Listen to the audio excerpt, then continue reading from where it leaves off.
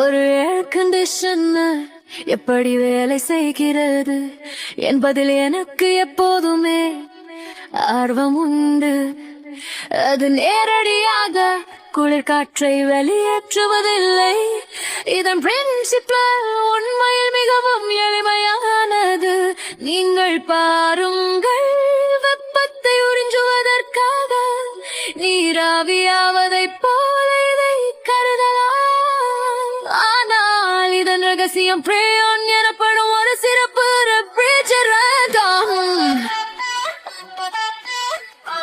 இந்த சிறப்பு ஃப்ரேயான் கொதித்து வெப்பத்தை உறிஞ்சும்.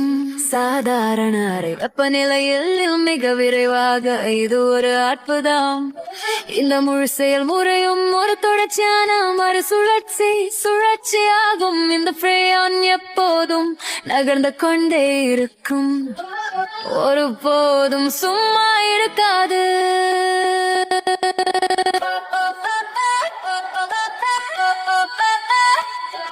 இது உங்கள் வீட்டிற்குள் தொடங்குகிறது, ஒரு சுழற்சி திரும்ப ஆரம்பிக்கிறது. அங்கு ஒரு மிகவும் குளிர்ந்த 7 degrees ஓடுகிறது. நீங்கள் தெரிந்து கொள்ளலாம், இது கோயிலில் உள்ள தாமிர குழாய்கள் வழியாக பாய்கிறது. இது சூடான காற்றுடன் தொடர்பு கொள்ளும் போது உறிஞ்சும் பணியை செய்கிறது. இது வெப்பத்தை உறிஞ்சி மிக வேகமாக எவாபரேட் விடுகிறது. ஒரு 30 degree வாயுவாக உள்ளே மாறுகிறது. இது ஒரு உள்ளூர் மாறுபாடு. இந்த சூடான கேஸ் பின்னர் வெளிப்புற யூனிட்டின் மையத்திற்கு செல்கிறது.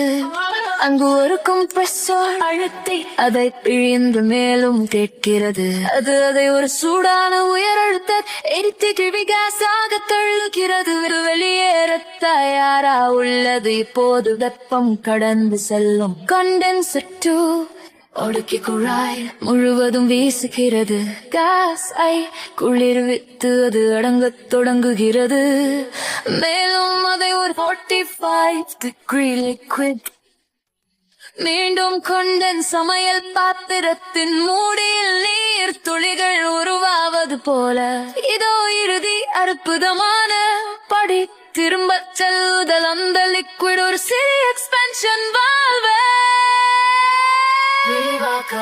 வழியாக பிழியப்படுகிறது. இது பிரஷர் அழுத்தத்தை உடனடியாக குறைக்கிறது.